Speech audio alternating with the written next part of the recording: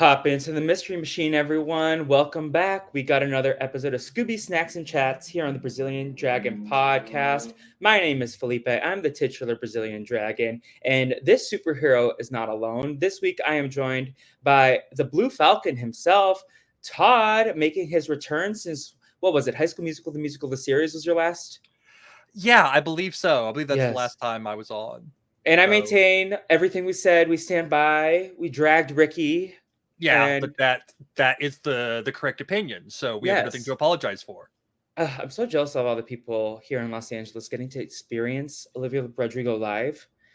I almost bought a ticket when the first tickets dropped, and those were like 200. I'm like, ugh, they're kind of expensive. And then I got FOMO when my friend Sam went in Texas last month. And then I looked again, and tickets were like $775 for the nosebleeds. And I'm like, no, thank you. Wow. That is wild. I never would have thought when we were talking about High School Musical, the series, that she would be as big of a force as she is. But let me tell you, Vampire was on like constant play on my Spotify. I just listened to that song way too many times. I fell in love with that song immediately. It's incredible. I'm a big fan of Vampire. I mean, way back from Sour, I love Good For You. That was like one of my favorites. And then like I love her anthems that she's like really tears into people. Get 'Em Back, another one that I love. Vampire is like my like I have two Olivia styles. I feel like these are like my two favorites songs types. I love her like piano ballads that is just like pure from the heart. I think that's what we Yeah. got with the Rose song. Well, this is not relevant to Scooby Doo at all, but we'll get back to that in a second. And then I love her like her very like emo, angry punk rock Olivia, and then everything else like I enjoy, but those are like my two big like styles that I appreciate the most. But she's Yeah. so versatile as an artist. Yeah, I'm right there with you. Like the big punky, the whole like ex-boyfriend song. I Mhm. love that.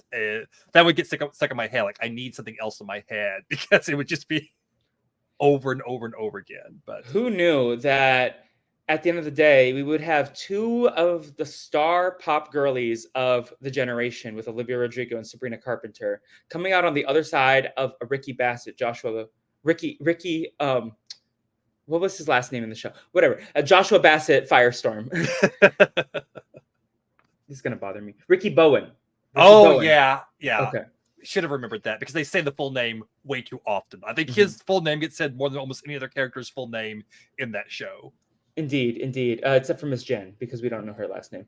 True. But Todd, we're not here to talk about High School Musical, the musical series. Although now I'm kind of curious what your season 4 thoughts are. I know we've talked about it amongst ourselves, but let's first get into like your Scooby Doo history. Let's give the people what they want with Scooby Doo. When did you get into the Scooby Doo franchise? Why did you really want to talk about this movie? I think I have a understanding of maybe why, but like what spoke to you about this specific film that you were like, this is one of the ones I'm interested in chatting about?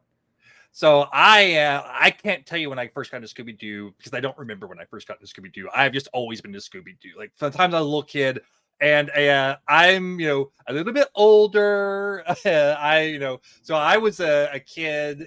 I grew up like in the 70s, 80s. I was so back when there were new Scooby Doo cartoons were kind of being put out there, and when new Blue Falcon cartoons were being put out there, as a matter of fact. So that's a big reason why I picked this episode because the Blue Falcon and Dynamite started as part of the Scooby Doo Dynamite Hour in like the late 70s. And it was basically like an hour long, and the first half would be episodes of the Scooby Doo show, the second half would be episodes of Dynamite Dog Wonder. And then they kind of like would repackage those same cartoons and different things. So there's only like there are, I think, a total of 20 episodes of Dynamite in total, but they would repackage them in different ways for like the next 4 or 5 years. So I didn't even actually see any Dynamite Blue Falcon until it was repackaged as the Blue Falcon and Dynamite after having gone to like 2 or other things before that. But yeah, so I've been watching Scooby-Doo for as long as I can remember. I will say I haven't watched very many of the movies that you've been going through. I watched some, but I think when they first started coming out is a time whenever I wasn't watching a whole lot of like cartoon movies, wasn't like seeking them out. I've gotten them watched a few. Usually never like, oh, there's one with Elvira doing a voice. Yeah, I got to go listen to one with Elvira. Or, oh, there's one that's a spiritual successor to the 13 Ghosts of Scooby-Doo series I used to love as a kid. Yeah, I'll go watch that one. So I've seen a handful. And I've enjoyed them. I just haven't really gone out of my way to watch that. But in terms of like the series, I probably have seen every episode of the original, Where Are You, Scooby-Doo? I've seen most episodes of the Scooby-Doo show, Pup Named Scooby-Doo, and of course Mystery Inc., which is like by far in a way like the best Scooby-Doo series that has ever existed, in my opinion. It's just an amazing show. Yeah, I've watched lots of Scooby-Doo over the years, but the reason I picked this episode is partially the Blue Falcon of all, and because I am a huge comic book geek and a big superhero fan, and so I always loved the Blue Falcon. Just like the costume and the image of the Blue Falcon was always like really cool to me. And so whenever you gave me a list of which ones you like to do, I saw there's a Blue Falcon. I'm like, oh, I've got to do the Blue Falcon one. I had no idea it tied into like a comic book convention type thing and had all sorts of references. Also, I knew none of that. I just knew, ooh, it's Blue Falcon. I want to talk about that one. Yeah, and I'm glad I picked you for that one because I was like, oh, I actually had no idea that. Like, I think I had heard of Dynamite and the Blue Falcon, but like it's somewhere deep in the back of my brain. And then throughout while I was watching this movie, I was like, this is a very funny Batman parody. And then I went back and Googled it, and I was like, oh, I was doing my research. I was like, oh, wait, no, this is real. I do think there is like commentary on like the Adam West, Christian Bale revamp. Like, I thought there was a lot of fun commentary about that. I am interested in the fact that this movie came out like 12 years ago because it feels very timely of like especially like the ending scene when we see the new movie, the sequel of the Batman or the Blue Falcon. And we have Blue Falcon meeting the original Blue Falcon is felt very multiversal. Yeah. So I don't know. I really enjoyed this movie. Like this one wasn't on my radar at all. I had never seen it before. I had a good time watching it. I thought the like jokes about like the industry, the comic conventions, fandoms. Like I thought there was a lot of funny stuff. I really got a good hate into Velma in this movie. Oh yeah. I was like, what the hell? Like, why are you so the way you are right now? Like usually Velma is like in the front runner for star of the film for a lot of us in the podcasting streets over the years with this particular movie watching project. But Velma, like, I'm a spoil the end of the movie for me. She gets my LVP point, and I wouldn't be surprised if she gets yours either. Oh yeah, there's no other choice. There's absolutely no other choice for LVP for me than Velma in this. I was so annoyed at her through the entire thing. Yeah, and we'll talk about it more, I'm sure. But it was like whenever you told me there's an LVP category, I'm like, oh yeah, I know who's getting my LVP. There's like no other persons even in the running. It was just so annoying. I was like, Velma, take the stick out your ass. Oh my god. Yeah, I mean, she's so judgy through the entire thing of everybody and everything. And of course, even being judgy about people for being geeky is already going to like trigger me because I dealt enough with that when I was a kid. And we're like, as a culture, I thought we were past that. Especially Velma is supposed to be like the nerdy character. It's like nerd on geek violence here. Like why are you being the one who's like tearing down people for being into these things? But even beyond that, like just like her very first scene where they're asking Shaggy and Scooby to put their lives on the line to be bait for the billionth time, and she can't even be bothered to like placate him by calling him Dog Wonder. Yeah. So he can go do this. She's just like, oh, I can't believe I'm asking you to risk your life and you want me to call you by a name to hype you up. How dare you? It's the dumbest thing I've ever heard. Like, what are you doing? What are you doing, Velma? How many times has Velma ever been bait? I don't know. But it's not enough because Shaggy and Scooby have sacrificed so much for this team over the decades of this franchise. And I'm tired of no one respecting them. I know. So to prepare for that, so I watched the movie early on this week, and then I actually went and watched every episode of the Scooby-Doo Dynamite Hour. Wow, this man came prepared. Yeah, kind of like nostalgia feelings, but I also wanted to say like how much of the references of the Blue Falcon stuff was actually from the old series. And Mr. Hyde was like the very first episode of Dynamite. Mr. Hyde was the villain.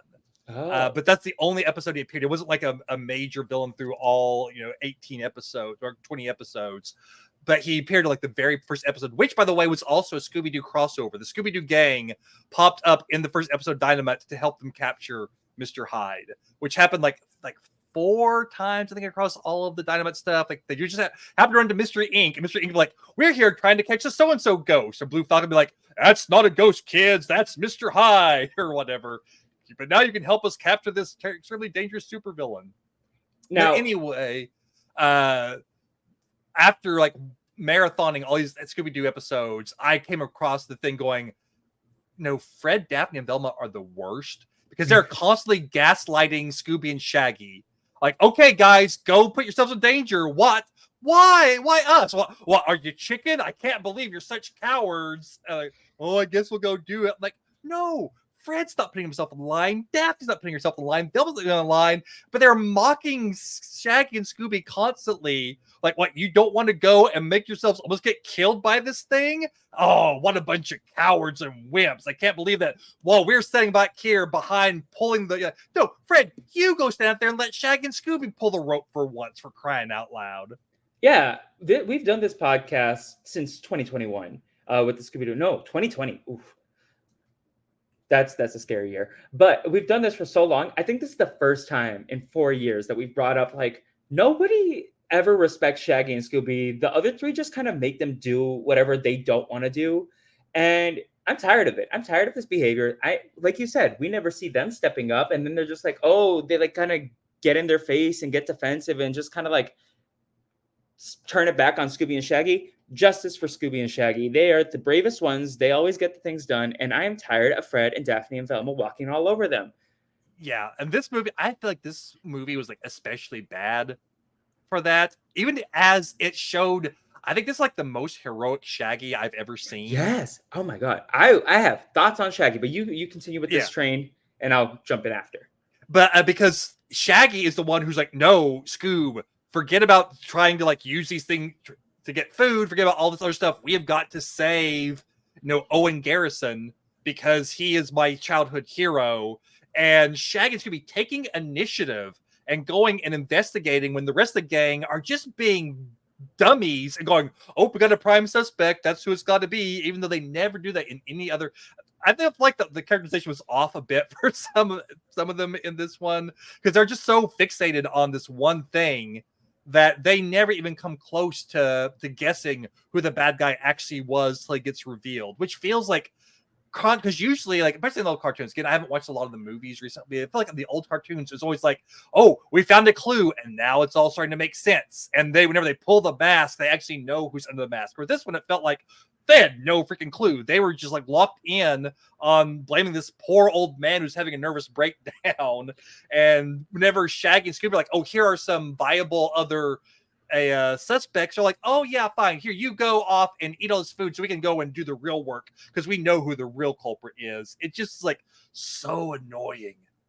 No, it's very frustrating. You're right, because normally they don't kind of lock in on one suspect. They're like, here's a couple of suspects, but it felt, and again, Velma was the worst about it. She was going after this poor man, Owen Garrison, and I actually kind of was surprised when they do the first reveal where it's like, oh, they pull off the mask and it's Owen Garrison. And I was like, huh? Because I was like, there's no way it's him because the red herring is always a red herring. And they were like beating you over the head. But then I thought about it and I was like, oh, that's kind of funny commentary that if it was him. And then we find out the plot twist later. Because they're usually so wrong. But I would have hated if it actually was him because of how indignant that Fred and Velma were about how it's Owen Garrison.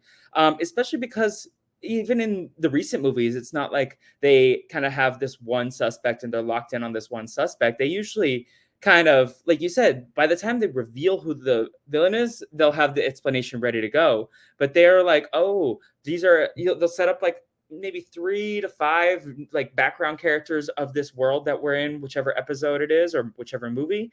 And then like they kind of leave it up to the audience to go down their own theories. It's my biggest experience with watching all these movies over the years. And then they'll like have one like throwaway line about everyone that could be a reason why like you should go down that rabbit hole. And then Velma will kind of like go through the backstory. But this was different. It wasn't the guy. It was like very superhero-y in the fact that the villain was the one who revealed his plan. Usually Yeah. it's like Velma or one of the characters being like, and then Mr. Rabble, he built all these robots, and the plasma was just pistachio thing that he stole from the cafeteria. And they usually find all the science behind it. But this one, it was very like, they played into the superhero trope a little bit of like the villain revealing his maniacal plan. Oh yeah, I hadn't thought about it that way, about that, them finding that trope, which it makes sense. I didn't like the way it played out Yeah. because I think if they had the villain do the reveal, it would have worked for me more if they hadn't all just been so keyed in on the wrong one and just so belligerent. Even though, like at first, like never Shaggy and Scooby bring forth their video evidence, because Velma's like, "That's disturbing." Helpful but disturbing. Like, what's disturbing about it, Velma, that they're actually, you know, being competent at their jobs for once? Is that what's disturbing? Is it, I mean, they're spying on them, but you're spying on people all the time. Don't get all high and mighty. And then Fred is, at first I thought, oh, Fred is actually going to be, he's like, good job, gang. But then whenever Daphne starts to say something else, she's like, shh, let Velma do her thing. I'm just like, guys, come on. Yeah, I mean, Velma. I'm over Velma from this movie. Like, I don't know. Velma's gonna have to do work in her next movie to get back into my good graces because she's starting at a low. Like, this is the most I've disliked Velma in this entire project. Daphne, I've disliked when I felt like, I'm sure you've seen the like interstitials for the Blair Witch Project and Oh like the yeah. Scooby-Doo one. And I was like, Daphne's so mean. They're all so horrible. Maybe that was the point because of the Blair Witch Project Yeah. tie-in, but this was the least I've ever liked Velma, and she was so on a high horse, like you said. She didn't want to believe that she was wrong. She was very like judgmental of everyone around her. I did not like her at all. She was not likable, and Velma's usually like has a positive spin on everything, and I'm like, no, Velma, you were definitely the LVP of the movie for me. Do you want to talk about like the Comic Con aspect of it all? Like, have you ever been personally to a comic convention before? Not a comic convention. I've wanted to, but I just never made it. I've been to like a horror movie convention, but I haven't been to a comic book convention. It's on my like list of things to do. It just never really happened. I love the idea of conventions and being able to be around a lot of like-minded people, but also I know that they're just a lot because Mhm. there's a lot to see and a lot to do, but also there's a lot of crowds that you're having to fight to be able to get in, because you could, if you want to go see the thing you want to see, you have to get there hours early and stand in line for hours just to be seated, and it's a lot. But I would love to go to one day. I honestly, I just went to my first horror movie convention this year. Like earlier this year, I went to my first horror movie convention ever, and I'd like to do a comic book thing. So it's a thing I'm super familiar with because I always read all the news and stuff. And I've been reading comic books since I learned to read from comic books. I've been reading comics since I was like 4, So it's a big thing. And I would love to have gone to Mega Mondo Pop Comic ConApalooza. That would have been like a lot of fun. So, So yeah. was this a parody of the San Diego one because it was Yeah. like San Pedro? Yeah, it Yeah. felt very much like they are definitely calling out San Diego with the San Pedro Yeah. thing. It felt very much like that. Yeah, there's lots of stuff here that you could tell that they're kind of, mocking or making fun of, or at least parodying a little bit certain things. Like you already mentioned, like the move from the super corny Blue Falcon to the dark and edgy Blue Falcon very much mirrors like going from like the Adam West Batman of the 60s to the Frank Miller Dark Knight Returns super edgy Yeah. stuff of the 80s. There's definitely a lot of that stuff going on, and the whole thing, like the movie director Jennifer Severin, having directed the Transmogrifiers films, Revenger's First Strike, Revenger's Second Strike, Revenge of the Revenge Seekers, Seekers Revenge against Revenge Seekers, big robots blow things up to get the ultimate revenge. And it's like, I asked in Seventh Strike, can I just blow things up? And they said yes. So a big commentary on like the big action movies of the time, and Transformers in particular, I feel. Parodying collector mindset with the whole little fuzzies and all of Daphne. So I think there was just like a whole bunch of stuff here that really was poking fun at a lot of stuff in geek culture, and then some really like very targeted. So the scene where after Shaggy and Scooby try to save the mayor, and it turns out it's just ice cream, and they're shunned, and everyone makes fun of them, and Damn, this Scooby's is dark.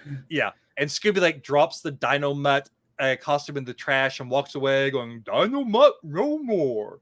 That is a direct reference to Amazing Spider-Man number 50 from 1967, where Peter Parker decides he will be Spider-Man no more. And it's like a very iconic comic panel of the Spider-Man costume half hanging out of the trash as he walks away. I'm pretty sure it got, kind of redone in one of the Spider-Man movies Yeah, as well. Spider-Man 2. Yeah. That was like my reference point. I knew it was from the comics because I've seen the image, the comic book version. And I was like, oh no, Scoob. And like, I mean, the voice direction was very Owen Garrison sounds like Adam West, that I had to look up, see if it actually was him. Because like I knew Adam West's voice from like Family Guy and the Fairly Odd Parents, and like he has a very famous voice. So I was like, did they get him for this? And he has been in Scooby-Doo stuff, but he ironically was not in this. Oh, and a fun fact about Owen Garrison, that name is an homage to the original Blue Falcon voice actor, because the Blue Falcon was voiced by Gary Owens. Okay. So people also probably know Gary Owens as the voice of the original voice of Space Ghost. Like he was Space Ghost in the old cartoons. He's was a radio announcer, DJ, TV broadcast stuff. Have you ever seen the old Laugh In stuff? He was the announcer on Laugh In. He's like, if you heard his voice, you go, oh, that guy. So I think the voice actor here was trying to do his best Gary Owens and didn't quite get there. Definitely sounds more Adam West than Gary Owens, I think. But the name is an homage to Gary Owens. And then so that was pretty cool. They also kind of did something similar. Like, I mean, Brad Adams was a character that was the Christian Bale kind of guy, as I called him. And Adam being the first name of Adam West, I thought that was like a reference as well, potentially. But where the lines between Blue Falcon and Batman kind of blur in this universe is kind of hard for me to distinguish. But you watched all of the episodes, so I feel like you can point them out. Is there like a reference point, like superhero villain, that you would tie to Mr. Hyde? I think there's a few. I mean, there have been like Mr. Hyde type villains in like in Marvel. There is like a super villain named Mr. Hyde. Actually appeared on Agents of S.H.I.E.L.D.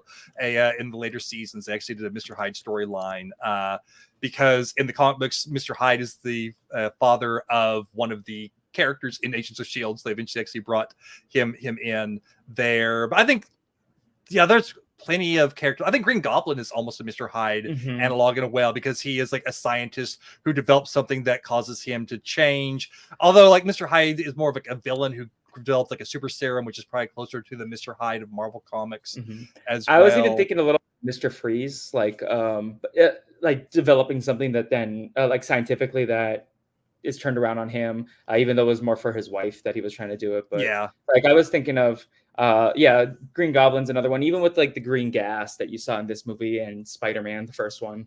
So I think in some ways it kind of mirrors I think the thing that sets this Mr. Hyde apart is like it is like a villain who did this to himself, so they wanted to unlock the thing. I think in a way it kind of like reminds you of like the lizard from the Amazing Spider-Man. I love the lizard.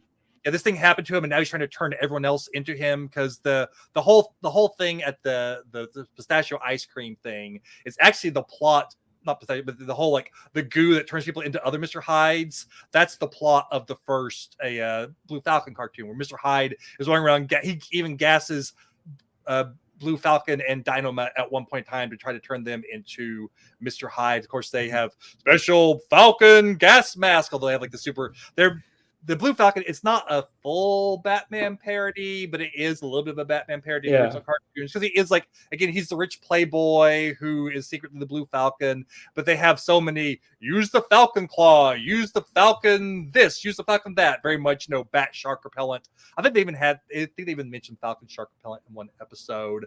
So there's a lot of that stuff going on. I mean, even the Blue Falcon logo is very similar to the Batman. And so like I watched this mostly assuming it was a Batman parody. Before then, after watching it, I went and did research on it, and I was like, oh wow, this is actually a thing. But like I thought it was such a fun commentary on like the original like campiness of superheroes, and then how with some of the more modern superhero stuff they're trying to make it gritty, and the comic con and like the campiness. Because like the campiness has its appeal as well. Like I like a good camp, and that's why I think I like the Spider-Man movies a lot because there is still some of that stupidity in the camp and just having fun and like the memeability of it. Versus like the Dark Knight, like you could tell they were like they had the Dark Knight trilogy definitely on their mind while they were creating the Brad Adams version. Yeah, very much so. And it's interesting. So, like I said, I'm a lifelong comic book geek. And so I grew up reading comic books in the 80s where you're always having to fight against that campiness as like that's what everyone thought comics were. Comics were just campy stuff, even though they really weren't. Because like in the mid 80s is when we got Dark Knight Returns and when we got Watchmen and we got like Saga of Swamp Thing and all of these like Sandman start coming out, and all these like more mature things. Like the guard says at the beginning, comic books are the modern American literature. But so for a long time, I was so anti-camp because that's all like. Because every time I swear for years, and it even happens today, anytime any publication would write an article about comic book theme, it always had to be bam, pow, zap. Comics aren't just for kids anymore. I'm like, they haven't been just for kids for like 20 years. You can stop referencing the 1960s Batman series in your 2010 article about comic books. Okay. So for a long time, I was like very much in that took it too seriously, pushing back like, oh, that's just for kid stuff, And as I've gotten older and matured, I've realized there's room for both. I can enjoy the campiness. I can enjoy the seriousness. It doesn't have to be all or nothing. It's like that's the beauty of comic books is they run the gamut from these super sweet, super silly things, these super dark and tortured things and everything in between. Yeah. But people tend to see them as like all or nothing a lot of the time, especially from the outside looking in. And the studios, so they're trying to make movies of them. They're just trying to ride the wave of whatever is popular at the time. And if you do like have one super serious thing, then suddenly, oh, that's the way to go. That's what happened with most of the comic books in the 90s is after like Dark Knight Returns, which is super dark and edgy, was a super huge success. Like, oh, everything's got to be grim and gritty. And then every superhero became grim and gritty all the time, which is not what we needed. We needed a dash of that. We didn't need it all. But this is like, yeah, very much a commentary on that move. Like, oh, I love this stuff from my nostalgia and this purity and the lessons it taught. But now they're trying to, we got to make it modern. Got to sell it to like the modern fanboys who just want blood. And so they make everything that. And again, happy medium. Happy medium is a definite thing. No, and I agree with that. I feel like my favorite superhero films blend like a little bit of camp and lightheartedness with some realism and like human emotions that connect to like beyond the scope of being a superhero. I am not as well versed in the comics as you are, but I also definitely agree comics are for everyone, just like animation is for everyone. Like just because you are introduced to these certain mediums or storytelling vehicles from a young age when you are a kid and they shape your childhood does not mean that they are just meant for children. I seeing this a lot with video games right now. A lot of people are like making fun of others who are like adults who play video games. And I'm just like, well, when you go home from a bad day at school, you find your vice. And whether that's comic books for you, TV and movies for most of us, honestly, like us pop culture lovers. For me, like I played a lot of video games growing up. I like got really into like my nostalgia TV shows because that was like my safe space. And just because I grew up doesn't mean I'm any less of that kid that consumed this as a kid. So it's just the things that provide comfort. And there's interesting ways to tell all types of stories through these mediums. And they are sometimes you don't see comic books or animated movies that are for kids. These are sometimes intended for adults. Like, I don't think you would be giving a kid just a copy of the Deadpool comic books, for example. You probably wouldn't show a kid, like you wouldn't want to show a kid Family Guy or South Park Uncut, like these animated movies. But I definitely want to get on my soapbox for people who like try to yuck people's yums. If it's not bothering you, if it's just their thing that keeps them comfort that they enjoy doing, mind your business. Stop being a hater. And that's kind of why sorry, you mentioned comics. People like to say that they're not for everyone. And that just made me want to get on a soapbox because I hate that mentality. Oh yeah. I mean, my friend Tommy and I, my neighbor, huh? My neighbor Tommy, he lives down the street. Yeah. So we have a podcast where we talk about cartoons. That's very much like one of the reasons why we do it is because people take cartoons more seriously now than they used to, but it's still that you will run into people who are like, I can't watch a cartoon. I'm like, and that's fine. If you don't enjoy it, you don't enjoy it, but don't talk down to us because we enjoy cartoons. Nicole Byer said this on her most recent podcast, her episode of Why Won't You Date Me? Everyone has something that they're a weirdo about. Let them be like you, everyone. Like everyone has their excitement. That's what makes them human. Like things that they get excited about, their interests that they want to share. Like everyone has something. You don't need to yuck people's yum. As long as everyone's like healthy and safe while they're doing it, that's all that matters. Like be happy. Weird day for the cartoon people today because it's not a good day for us fans of the X-Men 97. Yeah, I have not read. I've seen people talking about it, but I've not read any of the details yet. I'm trying to protect my happy space. As you should. Because I loved X-Men 97 so much. It was a fantastic cartoon. Again, talking about something that took a show that was really meant for kids, like the old X-Men cartoon. It went hard, but it was like very much a kid cartoon. And then X-Men 97 took that and went, okay, yeah, we're going to with the audience.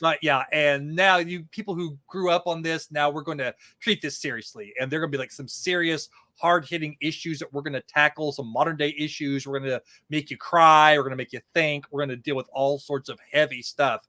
And it was just done fantastically. And now to know there's this weird stuff going on with like the creator, why he was fired, and all of that, I'm just like, man, it's rough. Yeah. Just because you know how to tell a story does not give you the permission to be a creep. But I do have faith that X-Men 97 will continue to have a good run even without him, because I think there's the love behind it from the other people that are heavily involved. You can't make craft by yourself. That's not a sentence. You cannot make like a show like that by yourself. It takes a village. So just because one of the top people is going to be excised, and for good reasons, doesn't mean that we have to lose trust in the creative vision of this show. I have faith in the people behind it that we're still going to get good content. And yeah, just thinking about all the people who survived that horrible work environment, it seems like. But thank you for everything you brought, because it's hard to separate the artist from the art. But I think with this one, I think we'll be able to in the long run, because sorry to bring the mood down. It's okay. Yeah. Do you want to go through like some of the big plot points of the movie, like anything, jump in about anything? But basically the short version of this film synopsis is that the Mystery Inc. are traveling to a Comic-Con convention. It's as you said earlier, the Mega Mondo Pop ConApalooza in San Diego. And they go out there after solving their latest mystery. And I did like kind of like the comedy bits about the guy there reveal the mask of the last guy, and he's like, don't you want to know why I did what I did? And they were like, nope. Yeah. Also, like they had the Minotaur in the net overnight, basically, because it takes because they're getting an award for capturing him, and it takes time to set up a ceremony. And Minotaur's like, this costume's chafing in all the wrong places. Yeah. I would like to assume you've at least familiarized yourself with the 4 Mook animation Scooby-Doo movies: Zombie Island, Cyber Chase, Witch's Ghost, and Alien Invaders. And if you haven't, that's okay. Just go do that, because I think you'd enjoy at least Zombie Island. I think you would love Zombie Island. I saw Zombie Island because it had the sequel, like Return to Zombie Island, which tied into the special with Elvira and at least one other. Because there's like a recur, like this sheriff character recurs like 2 or 3 films. And so I was going to watch this one and realize, this actually, because a lot of the Scooby movies have very loose continuity, but there's like 3 or 4 in a row that actually tie together. And the first one of them is Return to Zombie Island. So I went back, I watched Zombie Island, I watched the Return to Zombie Island, and I watched the next 2 or 3 to get through the end of that story arc. And I enjoyed Zombie Island is actually pretty good. Like, I think that one's one of the best ones. I haven't seen Return to Zombie Island. I'm kind of scared. I enjoyed it. I enjoyed Good that to the know. little stretch of those. I really enjoyed those. Yeah. Well, Sarah and Jess came on the podcast for Zombie Island way back. Sarah Oh, was like adamant she wanted to watch that one. But we talked about like the insurance policies that the Scooby-Doo Mystery Inc. I remember that was like something where it's like, what's the infrastructure like of this organization? Like, do they have insurance available for all the destruction they cause these towns? Because you know when the Mystery Inc. is coming to town, things are going to get solved, but your town's going to be potentially in a disaster afterwards, kind of like superheroes is themselves. And that was just kind of reminiscent of like, oh yeah, they don't have like the funding for to get the monster out of the net, to get the police there right away, so they have to wait for him to be there all night, and he's hanging upside down in a weird way.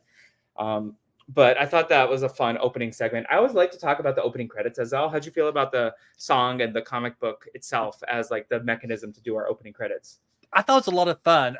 There are so many Easter eggs in this show. So many references to the old school Hanna-Barbera cartoons. Yes, I saw It's it. like, I know. yeah. So, it's like the opening credits. You know, you have the gang running from like some of their classic villains from the old cartoons, and suddenly they get saved by Space Ghost and Mitor and a Xandor from the Herculoids and and Blue Falcon, you know, and you also see like Frankenstein Jr. there. There's more Frankenstein Jr. in this than like I've seen anywhere else ever. The Frankenstein Jr. is plastered all over this movie, and if most people even had a iota of an idea that Frankenstein Jr. existed, I would be amazed. It's like one of those kind of obscure characters that you may have seen on Boomerang back in the day, but yeah, but I thought it was like a really fun sequence. I love, like, again, like growing Yes, up. okay. Hanna-Barbera I definitely recognize him from like cartoons, like some of these superhero characters, the Impossibles. Yeah, no, I was like, oh my god, he looks so familiar. And then when I had to Google who Frankenstein Jr. was, because like I don't know him by name, and then seeing it, I was like, oh my god, I loved it. Yeah, no, I love when they use little animation history, like the Hanna-Barbera ones.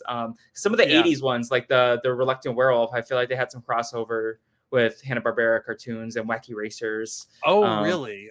That's cool. Yeah, Yeah. because I love all that stuff. Because again, like I grew up in the days of Laugh Olympics being a thing, whenever it's like kind of first run, where it's like all these different Hanna-Barbera characters kind of intermixing and things like that. So I thought the opening sequence, getting to see Mitor and Space Ghost and Xandor and Blue Falcon mixing it up with these Scooby-Doo villains, was fun. I thought the song was really fun. And my favorite thing is like the very end shot is like the Mystery Inc. all over a comic book, looking up, and it like completely recreates the scene for like the Scooby-Doo Where Are You opening credit sequence with the gang all leaned over a book and then looking up at the camera at once. It's like the exact same shot, only they're holding a Blue Falcon comic book instead of like a book to read for a mystery. I thought that was really fun. Yeah, I thought it was like a really fun opening credit sequence.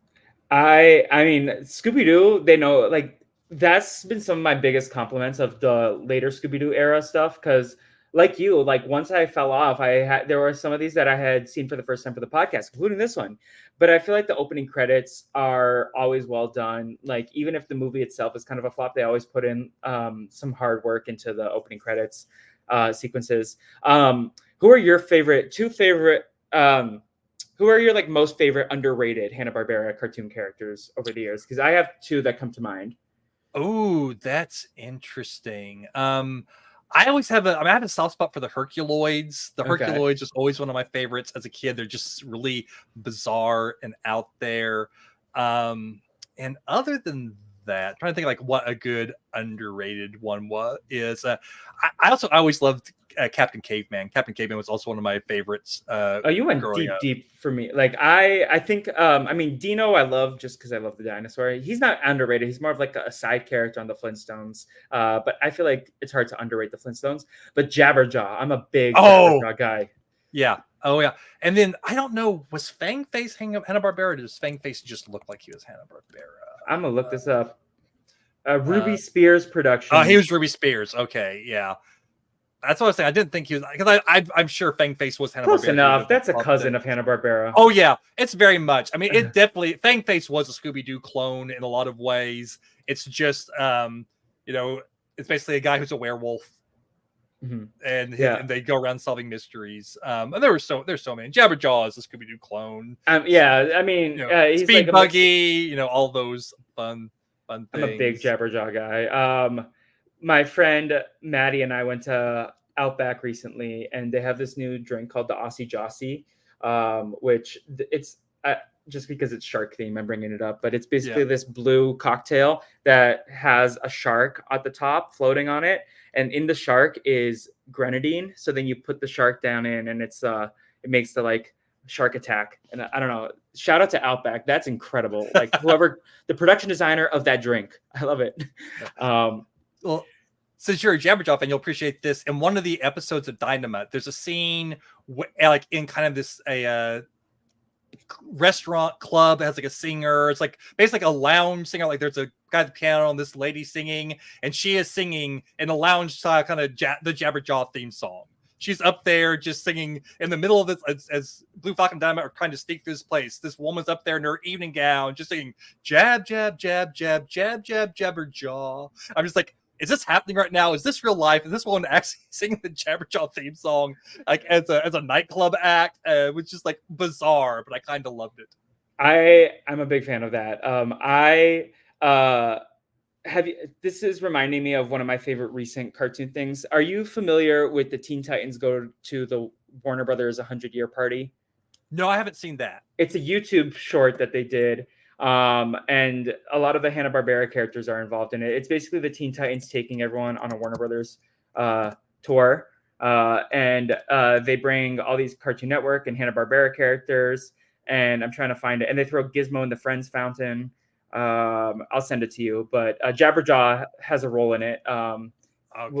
So that was something. And I feel like this is like up your alley because it references a lot of your favorite cartoons over the years. Like I feel if you ever watched like this genre, like Looney Tunes as well referenced Yogi Bear.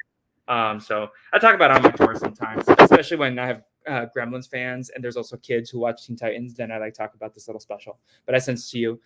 Oh yeah, I'll definitely watch that because I know Teen Titans Go is very divisive, but like Teen Titans Go to the movies. Titans Go to the movies. That's what about the Teen Titans Go to the movies. It's amazing. Yeah, I love Teen Titans Go to the movies, and so if this has any of that vibe or that energy in it, I think I'm going to enjoy it. So I'll definitely check that out later. But yeah, I actually I counted, like I made a list as I was going through because I get kind of obsessed with it. I was trying to say how many of these Easter eggs could I point out, because they show up at the comic book convention and there's like artwork everywhere.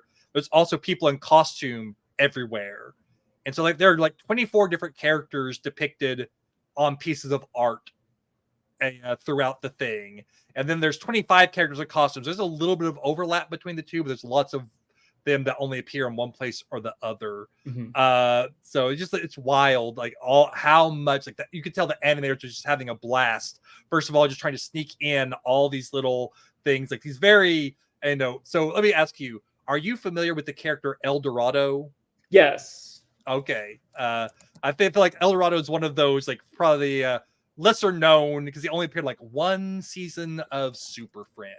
And but they had didn't have very many of because they, Hanna-Barbera produced Super Friends, which had like all of these DC characters, but the only ones you actually see are, for the most part, the ones who are credited for Super Friends specifically, like not original DC characters, but like see the Wonder Twins, you see Black Vulcan and Samurai and Apache Chief and El Dorado. And you see Wonder Woman. For some reason, Wonder Woman is the only one of the Super Friends you actually see multiple times. You don't see anyone else. Superman, Batman, Aquaman, Robin. No one else appears in any Super Friends cartoon, pops up, except for Wonder Woman for some reason. I don't know why they were able to do Wonder Woman and didn't do the rest. But that was my first, one of the first characters you see is Black Vulcan. Was like, holy crap, that's a deep cut. And then El Dorado's an even deeper cut. Because Black Vulcan, Apache Chief, and Samurai appeared for multiple seasons of Super Friends. And El Dorado was only on one season, and he's only in like a handful of episodes. But yeah, they had like some really deep cut characters popping up both in like the costumes and in the artwork. So I was just like obsessed with like pausing, oh them, and probably actually I think the most obscure was at the very end. Well, we can wait till the very end to talk about it, I guess. The comic book guy, like his girlfriend is in costume. I was gonna ask about her. Yeah, she's in the costume of a character named Elektra. And Okay. Elektra was on a show on a part of Teen Force. And Teen Force was a segment in a show from like 1979, 1980, around then. It's like very early 80s, called The Space Stars, I believe. And it was like it was a reboot of Space Ghost and Herculoids, who both started in the 60s. And it was like new Space Ghost cartoons, new Herculoids cartoons, plus this Teen Force cartoon, which is like a trio of superheroes. It was Elektra, Kid Comet, and Moleculad, and fighting this guy named Uglor. So, you know, who's this kind of like winged, he's like an ape guy with wings and bug eyes. He was like kind of a weird looking dude. And then the thing called Astro the Space Force, which was Astro from the Jetsons, except he's like a police dog in the future. You know, a really weird, like a show that lasted almost no time at all. But I was obsessed with Teen Force whenever I was like 5. You know, I just loved Teen Force because they're power. Like Kid Comet, he would run so fast he became a comet.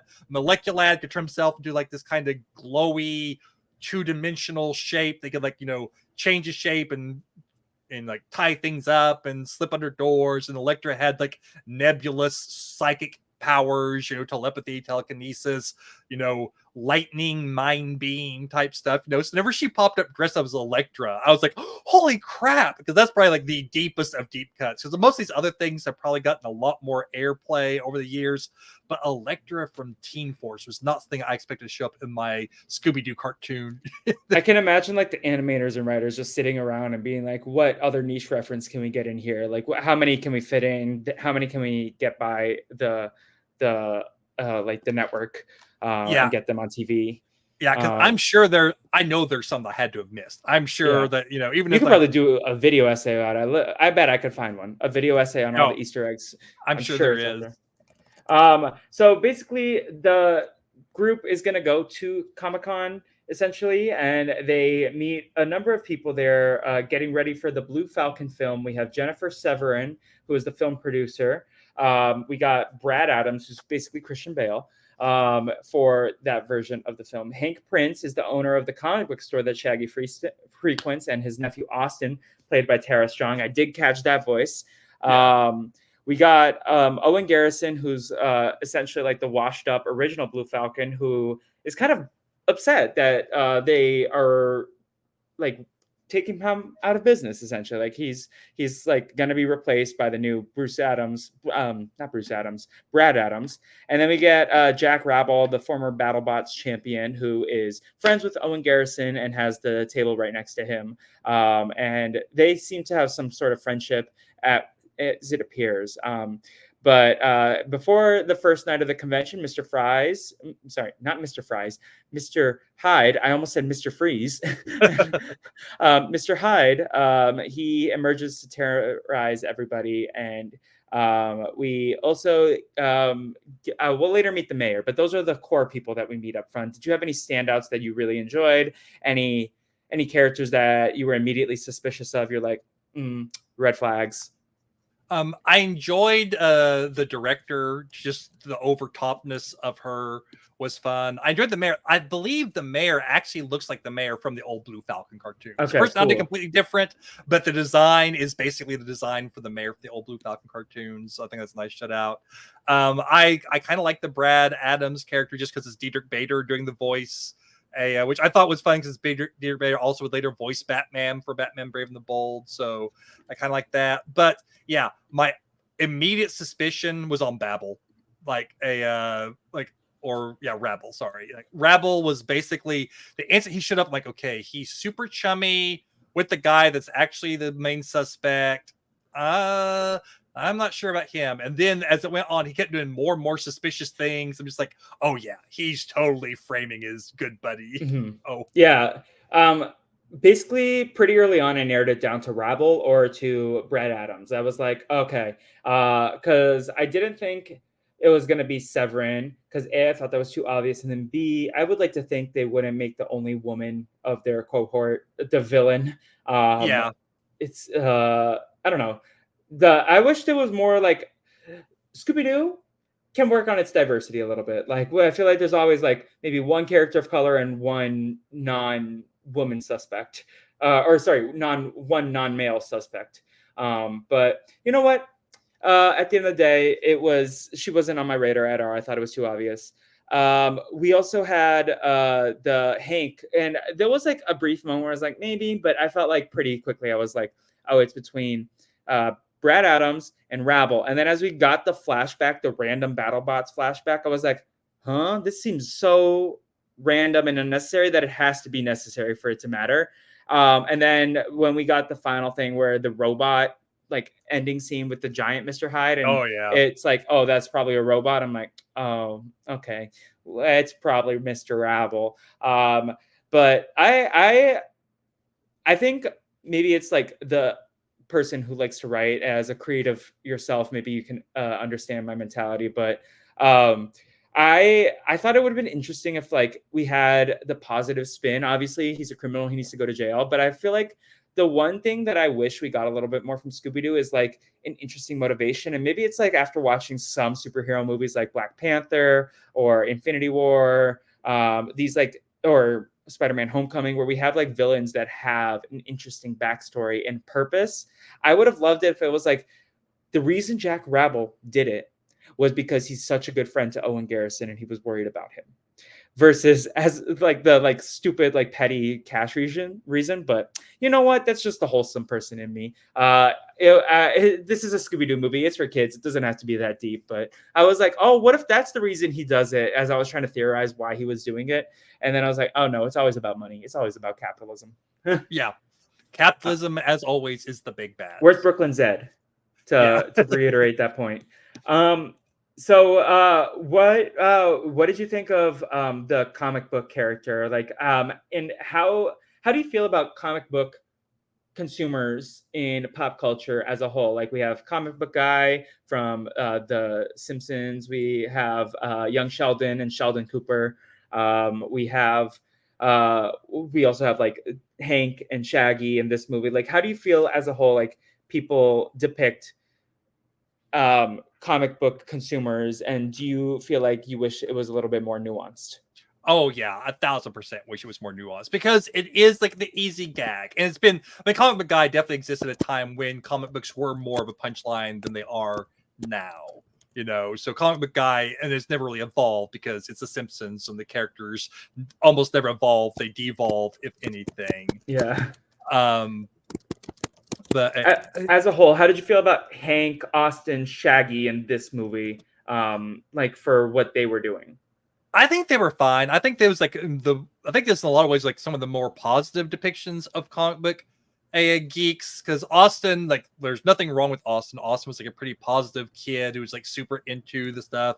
And Scooby and Shaggy, like, the only thing wrong with Scooby and Shaggy is the way that Velma treated them. Oh. But nothing in the way that they were talking about, the way that they were super excited to go see their favorite people, but they weren't being depicted as like negatively, stereotypically, as you usually see comic book fans get depicted. I think like the comic book vendor, the only thing is like him like only speaking like an alien language to his girlfriend is weird, but I think that's like probably the most stereotypical thing that we see of anyone. But I think for the most part, like, the comic book people, outside of Velma just being a horrible, judgy person and just writing off a like, whenever you're giving your soapbox earlier about stop yucking people's yums, I just kept thinking, yeah, take that, Velma. Yeah. Listen to that, Velma, because Shaggy and Scooby. It was also with Daphne. I'm like, what the hell, Velma? Let her collect her collector's items. I do think it was outrageous that she was about to spend $5,000 on that plushie, but I don't know. It was a really cute plushie. It was really cute, but I'm like, $5,000. Yeah, that's a lot. I don't know. I've spent way too much on certain collectibles, but definitely never in the $1,000. Yeah, like I think it's, for me, it's like what you can do with it, and I'm like, I think there's more to do with $5,000 than with that doll. And that man, just, you saw him upscale you. Oh yeah, from 5 to 5,000 is I think that's the worst thing that we saw him do. That's why he's the real villain of the pieces because he was Exactly. like, That's an charged. 1,000% increase of inflation.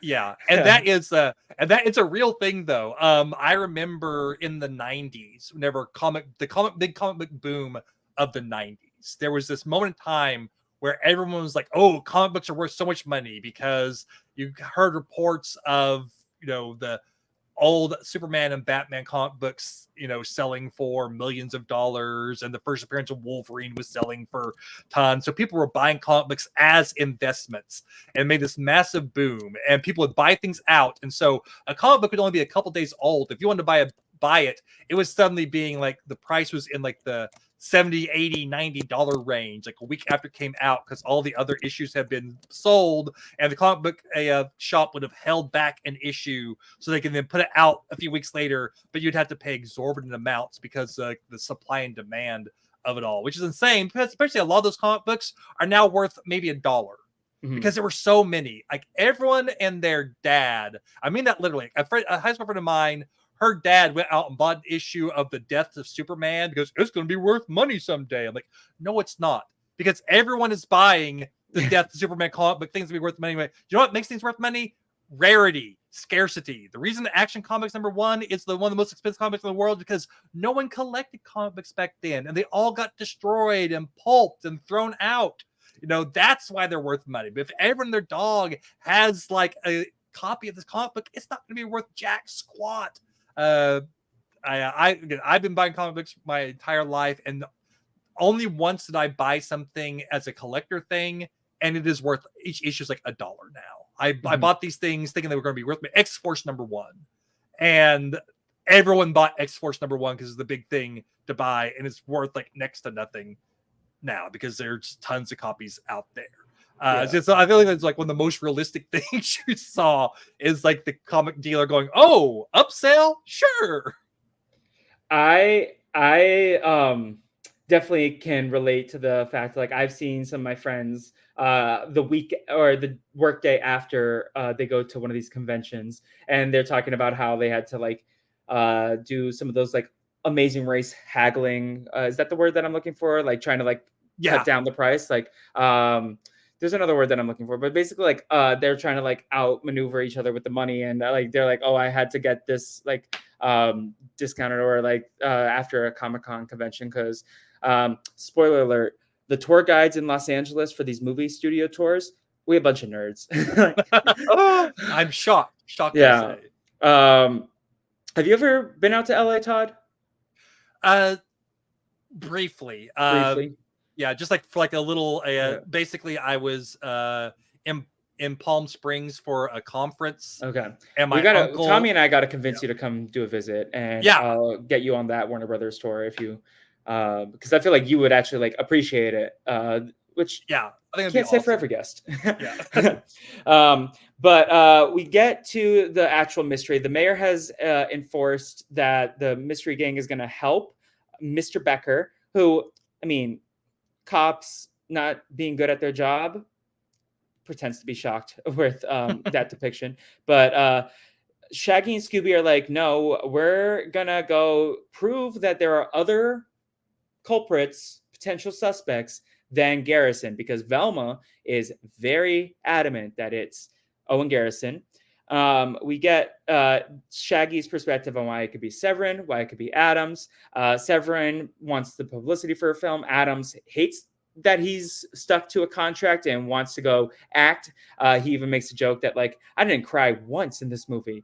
Where I feel like that's funny because at the time this was 2000. So this released on February 26, 2013. So I think the last Marvel movie that had come out was probably Iron Man 3, I would guess, maybe. But I feel like that's around when we start to get like a little bit more emotional beats in the Marvel Cinematic Universe, maybe more so in Phase 3. But like there is crying in the Marvel Universe, at least. And did I cry at any of the DC movies that I've ever watched? I don't think so. But at least in the Marvel movies, I've definitely cried, especially after Endgame. We get the Austin, Shaggy, and Scooby realization that they can predicate Hyde's attackings based on episodes of the Blue Falcon. But this confused me, right? Because we go 1, 2, 3, and then we skip to 22, and then their next heist is episode 17. That they're like, oh, this is his next appearance. But I'm like, wait, how did he go from 22 to 17? What? That was like a continuity error that I caught. Yeah, that's a little bit of a mistake. I think, but it doesn't make is a whole that lot of possible in like comic books think, that they jump around from like edition 22? Because I know in the comic book industry, but it's usually a different run, right? That like Spider-Man reappears in like a different run, and that might be a different number that's lower than the last number.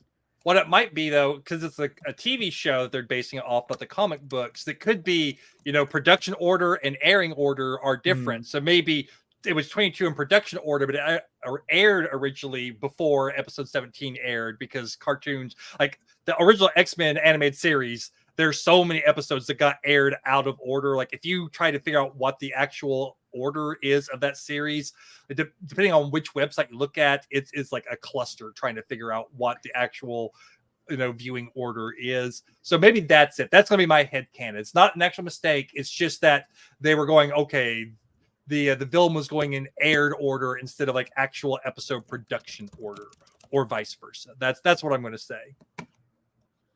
Yeah, I have found it. IMDb has already clocked it. Plot holes.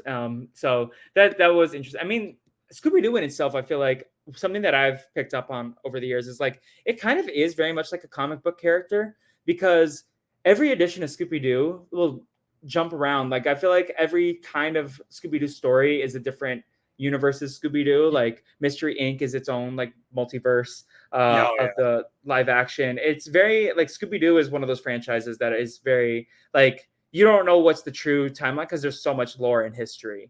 Yeah, I mean, even this contradicts, like I said, the Blue Falcon and the Mystery Inc. gang like teamed up together multiple times, and whereas in this movie, it's like the Blue Falcon isn't a real person; it's just a comic book character that Shaggy and Scooby are excited about, and not a real person. So it very much is like, oh yeah, we're gonna reboot the continuity every time you do a new Scooby-Doo cartoon. And sometimes they might try to tie things in, but they tie things in ways that don't necessarily make sense, which again is a big comic book thing. Like, oh yeah, no, it's the same thing, but also we forgot that this thing changed in between this version and that version.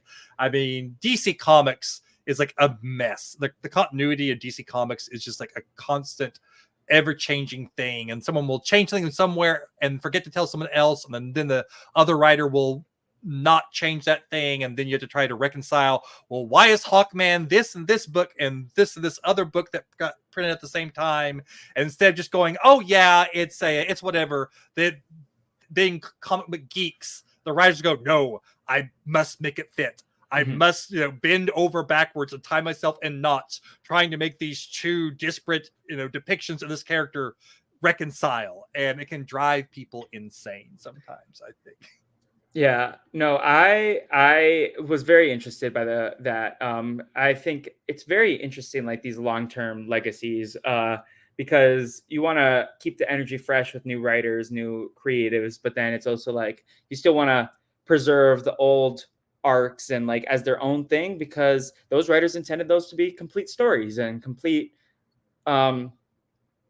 their like full creative presence involved with that, versus like when you have to keep reinventing it because capitalism, you have to find new ways to like tell stories. So I just like kind of disconnecting them all separately, and feeling like it's unless it's like outwardly explicit that it's part of the same cinematic universe, like Full House and Fuller House. I don't know why that's the example I used, but it is. Then I like to kind of keep everything contained into its original form and then just use it as a separate branch. And I feel like learning about the multiverse through like the recent multiversal industry love has really helped me. And I mean, you've been familiar with multiverses probably from your introduction to superheroes. Oh yeah, because I mean, a lot of like the multiversal stuff that we see is like, I mean, multiverse stuff existed before comic books, but DC Comics really popularized the multiverse like early on, because like the reason why DC created a multiverse is because in the 40s and 50s, they had superheroes. And then partway through the 50s, superheroes declined in popularity. And so they stopped publishing all their superhero stuff except for Superman and Batman, and I think maybe Wonder Woman. But most everything else, the original Green Lantern, original Flash, original Hawkman, and all these characters just stopped publishing them. And then in the late 50s, Julius Schwartz took over DC, and he's like, you know what? I want to bring back the Flash, but it's going to be a new Flash. And so they created the Barry Allen Flash that almost everyone knows now, instead of the Jay Garrick Flash, which very few people know, except he got introduced in the TV series. But then, like, even had a thing like Barry Allen. I'm going to name myself the Flash after my favorite, comic book hero, Jay Garrick. And then, like, after a few years, they decided, wait, why don't we have Barry Allen meet Jay Garrick? But how can that be? I know. We'll have it be like an alternate Earth of somewhere in the multiverse. And that's how you suddenly have all these World War II heroes from the Golden Age, the Justice Society, exist on their own other Earth, Earth 2, while the Justice League and all of them exist on Earth 1. And then DC, being this corporate monster gobbling up other comic characters, bought all the rights to all of the Fawcett characters, like Captain Marvel, because Captain Marvel originally wasn't DC. He was like a Fawcett character. Yeah. And then DC. And that's Shazam, right? Yeah, Shazam. Yeah. And so then they created Earth S for Shazam for all of those characters. And then they bought the Charlton characters who are like Blue Beetle. It was originally Charlton Comics, and they bought that. That was now Earth 4. And the Quality Comics, they bought that. That's like Plastic Man, and that was Earth X. And so they would, like, every time they would bring these new characters in, like, okay, we're trying to create their own little alternate Earth for them to be on. And so the multiverse was like created really just for them to have an excuse to like add new characters. And then it grew and grew and became its own wild thing, to the point they actually had like a mini series in the early 80s called Crisis on Infinite Earths, where they actually destroyed the multiverse and only had one Earth that was an amalgamation of 5 remaining Earths, which were the ones I just mentioned, Earth 1, 2, S, X, and 4. And then that caused its own problems, and they had to reboot again with 0 Hour, and they rebooted again with Countdown to Infinite Crisis. They rebooted again with it's a lot. But yeah, the multiverse. A long-winded way to say the multiverse is something that has been ingrained in me since I was, again, like 4 or 5. Yeah. Scooby-Doo is in the multiverse.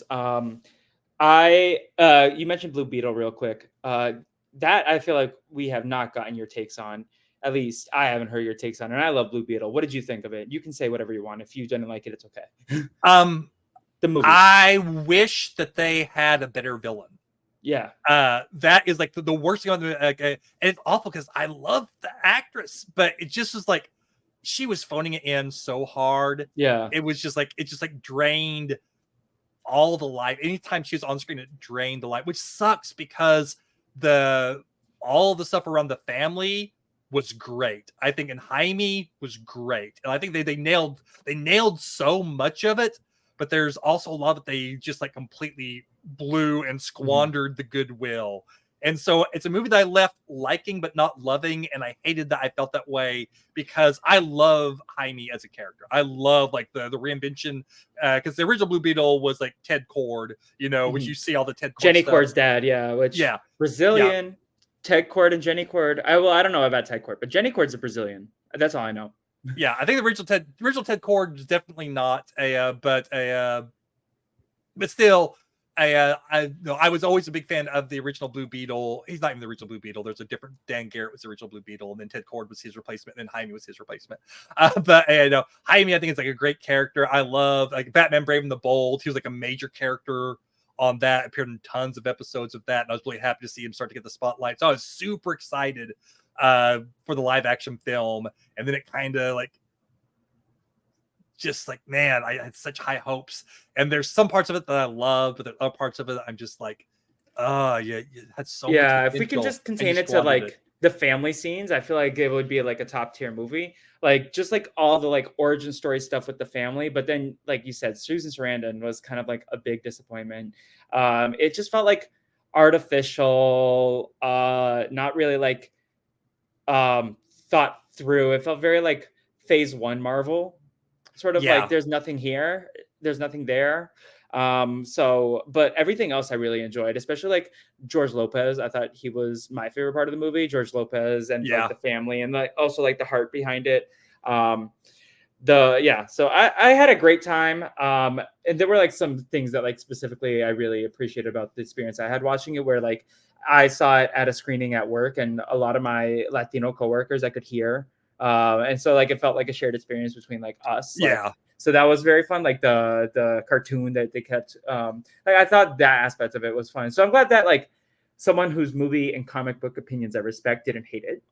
But I 100% agree with you about the villain, and it sucks because we love Susan Sarandon. Yeah. It just, man, I've loved her in almost everything she's done. And then it just like, she was like not with it. I don't know what was going on with her in that. I think they even like, I think Carapax was actually a pretty good bad guy, which I was amazed. I can remember like watching the ads going, are they going to have Carapax, the indestructible man, as the bad guy in the Blue Beetle film? Is like geeking out for this character that appeared maybe like a couple of Blue Beetle comic books in the 80s. But I was like so jazzed to see him show up as the bad guy. And then I thought they did a okay job with it, but even then it wasn't like mind-blowing at all. No. And I also will say I really hated the decision for the voice of the suit, just having like the generic computerized female. It's like the same voice you hear for a computer in every film ever. I think that there could have been a better voice. I don't know. It just like felt so generic. I like, no, you could have done something really cool. It was Becky G, that. right? Kajida, the sentient that talks through the scarab. Okay, yeah. Yeah, I just felt like it felt so generic compared to like what like the TV versions of it, both Brave and the Bold and Young Justice, I feel like have had like, you know, more interesting takes on the voice. If you even hear it, a lot of times you don't even really hear it. You more hear like Jaime like talking to himself. Mm-hmm. But I don't know. That just every time it happened, it threw me because like, okay, he's just talking to the computer on the Enterprise. It's all it felt like, you know. And I just felt like there was like a better way to do that. But that's just like my own personal. I don't know. Just felt like, man, they had so much potential. They could have gone so many different places with that, and it just felt uninspired. And I wish that they had put as much energy into the superhero aspects as they had into the family aspects. I get that. No Blue Beetle references in the Comic-Con convention at this Scooby-Doo, right? No, definitely no Blue Beetle stuff. A little bit of a rabbit trail there, but yeah. So we see Shaggy and Scooby. They get chased by the lunch lady because they eat everything, and then they get locked downstairs, and then they get chased by the vial of pistachio foam that ends up in the mayor's office. Anything you wanted to add about this, whether it's the mayor, the lunch lady scene, like any of that? That lunch lady was terrifying. Yeah. Like she picked up the 2 banquet tables, one in each arm, and threw them across the room at Scooby and Shaggy. She could have been Mr. Hyde for all I know, because she was scary. She was violent. She was upset and just like flinging furniture around. Like could have like killed one of them. So yeah, she was scary. Only in there for a second, but she was probably the scariest thing in this show.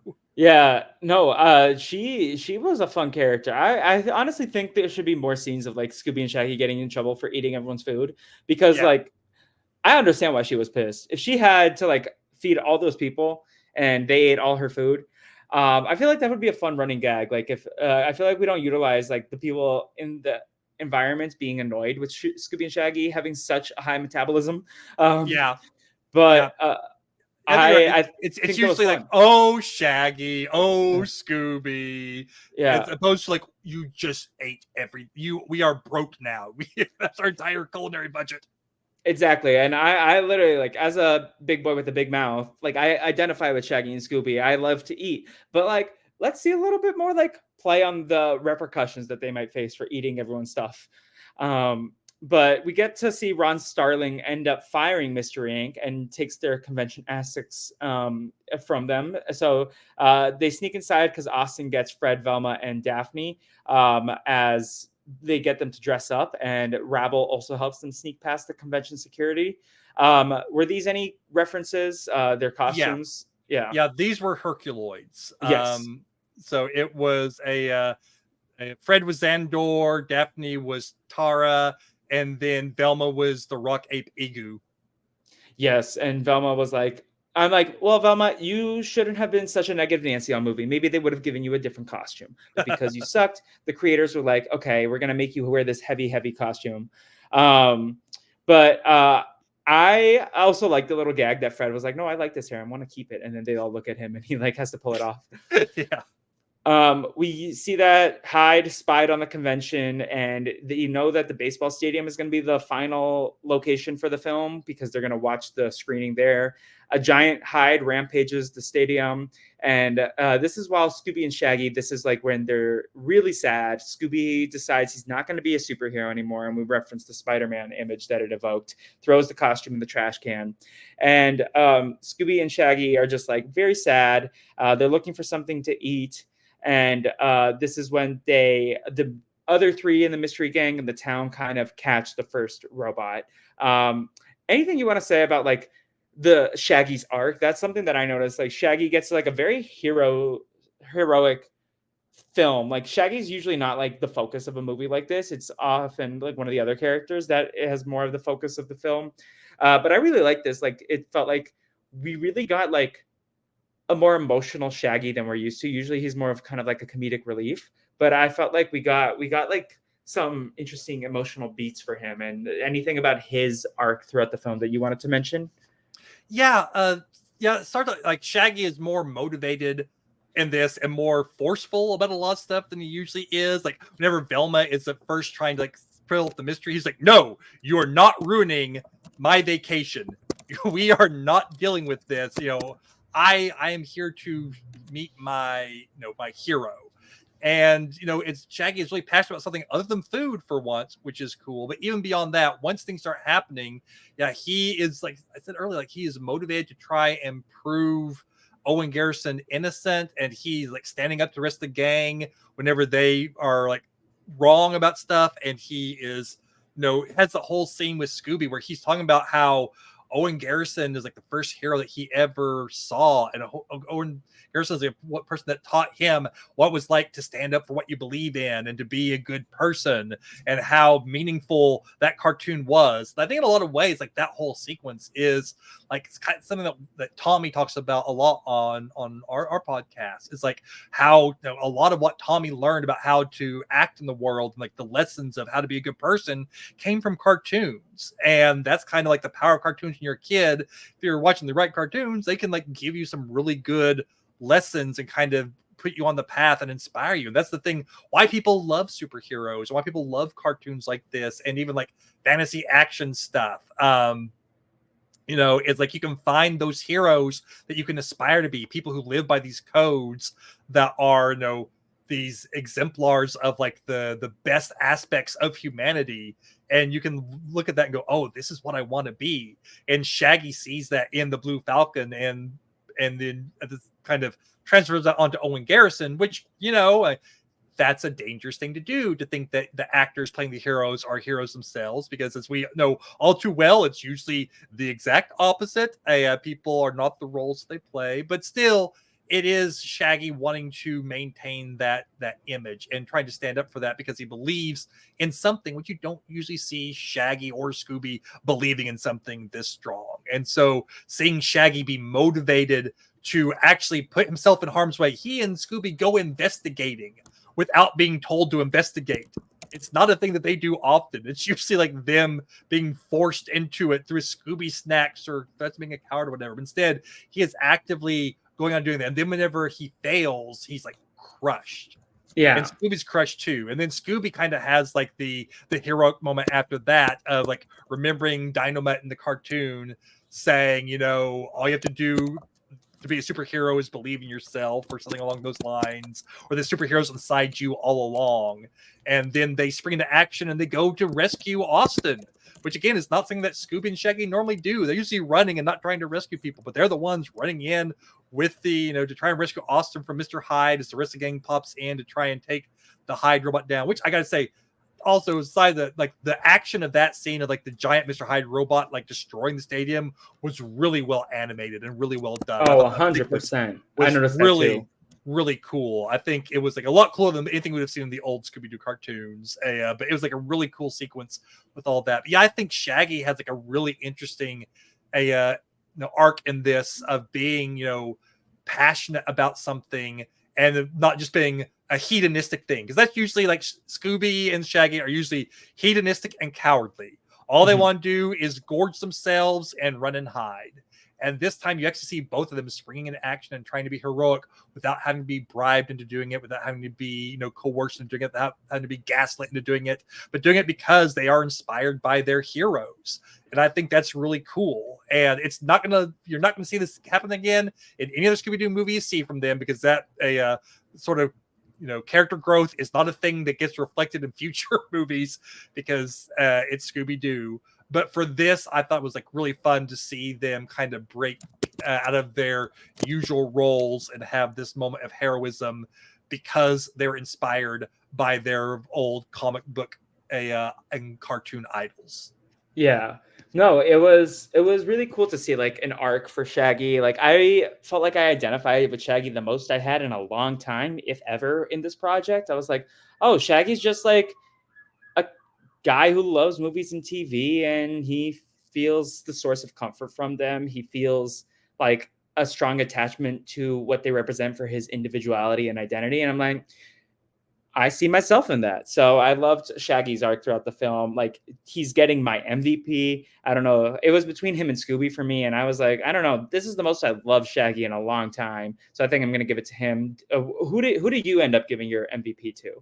It was Shaggy. Shaggy, awesome. And for similar reasons, like, Shaggy doesn't get a lot of chances to be the MVP. We don't usually get to see a lot of really positive stuff from him. I think Scooby definitely gets a chance to shine more than Shaggy does. Scooby's like the comedic relief and the heart in a lot of these times, where Shaggy is usually just like there for jokes. And a lot of times he's kind of like the punching bag for like he's a lot kind of seen as an annoying character in some of our past movies, versus this one it's like he's the heartbeat of the movie. And I also like Scooby's going to get other points in the future, so he does not have to stress out. Just another thing that I loved from Shaggy is whenever they're at the party and they're talking to Brad Adams and about why he's like doing the movie or what he knows of Mr. Hyde. Brad Adams is like, I never watched or read any of the old Blue Falcon stuff. I wanted to like just create the character myself, because Blue Falcon's an enigma trapped within a life of living the possibility of certainty. And Shaggy's like, you take that back. I have no idea what you just said, but you take that back. And Shaggy's ready to fight Brad Adams because he's corrupting the idea of the Blue Falcon. And I thought that was pretty funny. Shaggy tried to start a fight. Again, not a thing you see from Shaggy ever. Yeah. No, it was definitely an interesting, different experience getting to see Shaggy in this light. I'm glad we both gave him his MVP love because he deserved it. So we see the robot revealed, and then the mask is pulled off, and it's Owen Garrison, but it looks like he's waking up, and there's like he's claiming innocence.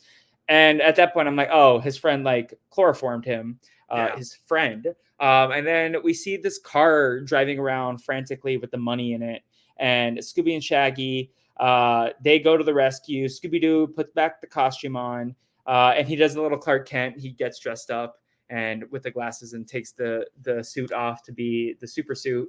And they get the car to careen off the side of the road, and we unmask the battle. And it ends up being Rabble, who said that he wanted to take revenge of the convention after he was ousted from BattleBots because he used actual missiles for one of his robots, and then he had to rely on convention appearances. I'm like, sir, that's on you for putting an actual weapon on your robot.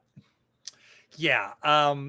Who knew? Who knew that putting actual explosive devices in your BattleBot could cause problems? I mean, yeah, I guess flying missiles could destroy an entire building filled with people. Yeah, not a lot of sympathy for this guy. But apparently he was also driven crazy by having to listen to Owens complain for years. So that could be a little bit relatable. I think he was driven mad by having to be set next to the bitter old actor for year upon year upon year. But still, no excuse for then framing that poor actor and trying to steal the convention's money. What a clown, man. Were you ever like into these robot fighting shows like BattleBots, Yeah, the when like parodies? yeah, whenever BattleBots first came out, I watched it all the time. Like I was like, because it was really cool, really interesting at the time. It got a little repetitive, because there's only like so many types of designs. But in the early days, it was just like it was a really cool idea, and like the first couple of seasons, never. I think it was like on the Sci-Fi Channel, maybe, or I can't remember exactly. Whenever BattleBots first appeared, yeah, I was totally into it, and so I did enjoy the sequence showing Rebels combat bots and stuff because it was all like I looked almost every single robot that popped up like, oh yeah, I remember that design. I remember that design. They were all like just like definitely based off the old BattleBot shows. Yeah. So you also knew that it was Jack, like Yeah. pretty decisively. Um, and then yeah, so he goes through it, and this is what I mentioned earlier. Like usually, I feel like it's Velma or one of the gang members going through the reasoning and how he did it. But this one, it was very like, oh, I'm gonna reveal it myself. So he was trying to make off with $5 million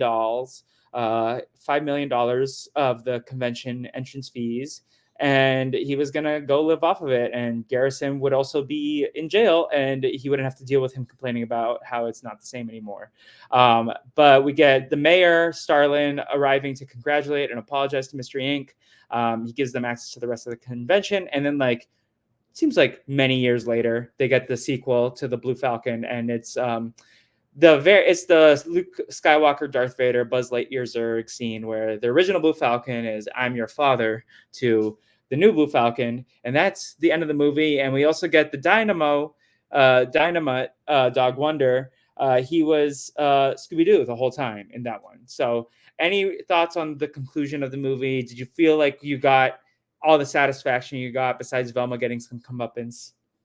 Yeah, I think if something horrible had happened to Velma, that would have been like the only thing that would have been any better in this. But yeah, overall, I thought it was like nice that Owen, like Garrison, like the thing that we see a lot again, like a little prescient, like thing we see a lot in like most recent superhero movies is them actually paying homage to their past. Yes. I think like thing like No Way Home, especially, and even like the Flash movie for all of its pitfalls, like did try to do like a little bit like of references, and then like Deadpool, Wolverine, also like not trying to bury the past, but trying to like pay homage to it and say, yeah, this stuff might have been cheesy or not, the best of the time, but still it was what we had at the time.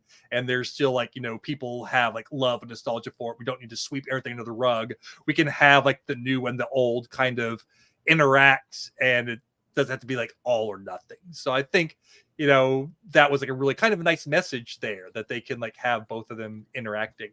So I thought that was fun, and having Scooby be Dynamite was also fun, especially because Dynamite was again kind of just based like a kind of a Scooby-Doo clone. It's basically Dynamite is the exact same body as Scooby-Doo, just like a different color, and And he's the robotic. voice was off-putting. I'm sorry. Like I was like, you Oh don't sound anything like Scooby-Doo. You sound like posh and regal. And I was like, I don't like your voice compared, like just because I'm used to Scooby-Doo.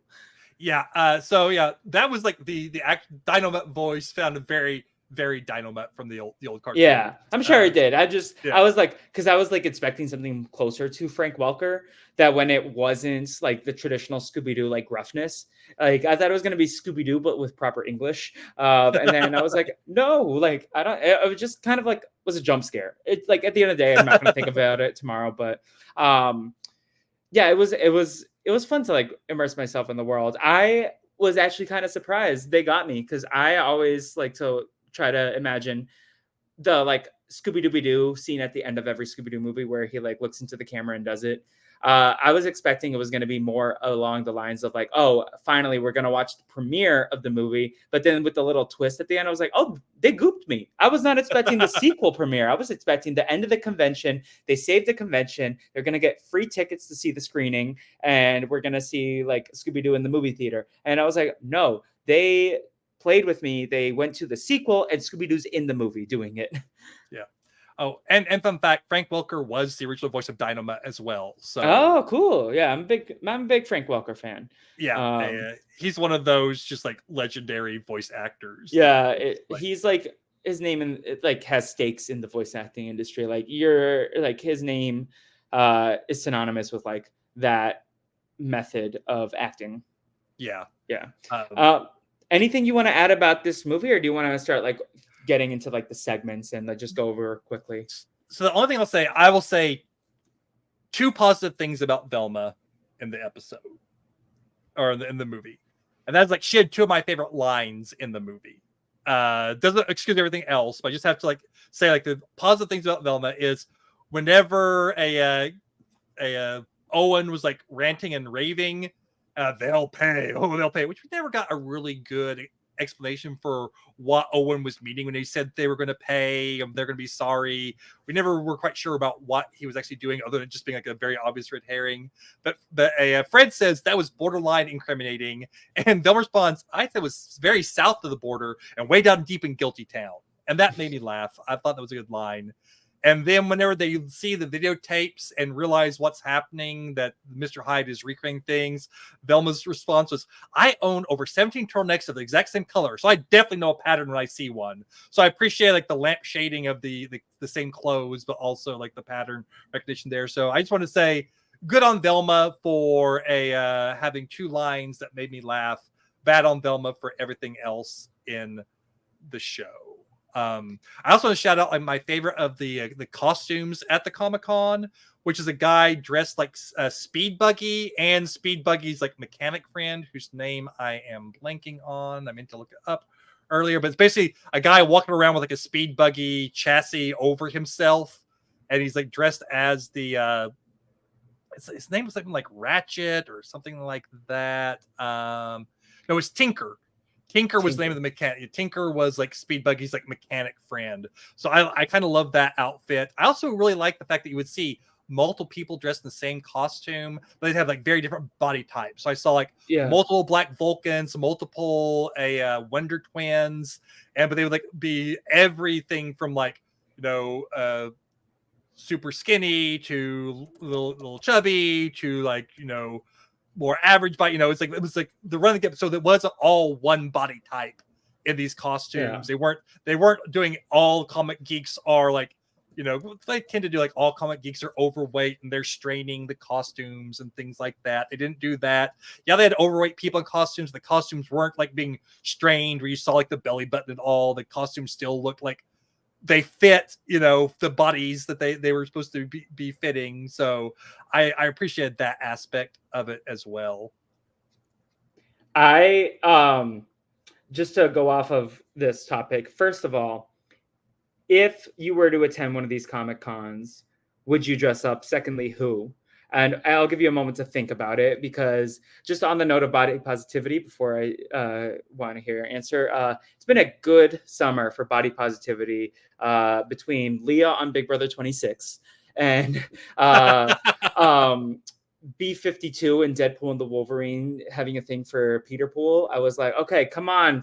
It's time for the big boys to get some. But anyways, now if you want to answer about the convention question. Yeah, I would be willing to dress up. The problem is I am not talented at creating costumes. And so you would need a costume designer. Yeah, I would need to like, if someone was willing to give me the costume of the character of my choice, then I would definitely be willing to do it. The only costume I've ever created, I dressed up as Dr. Horrible for Halloween one year, but I was mainly just like buying, like I found like an online guide. If you want to be Dr. Horrible, here's the things you can buy to put together. So I didn't like create myself. I just kind of like bought things and kind of put together, but I didn't like create anything from scratch. If I were to dress up like a character, I think the character I would most like to, like my favorite comic book character is Nightcrawler from the X-Men. I love, like, Kurt Wagner is one of my all-time favorite comic book characters.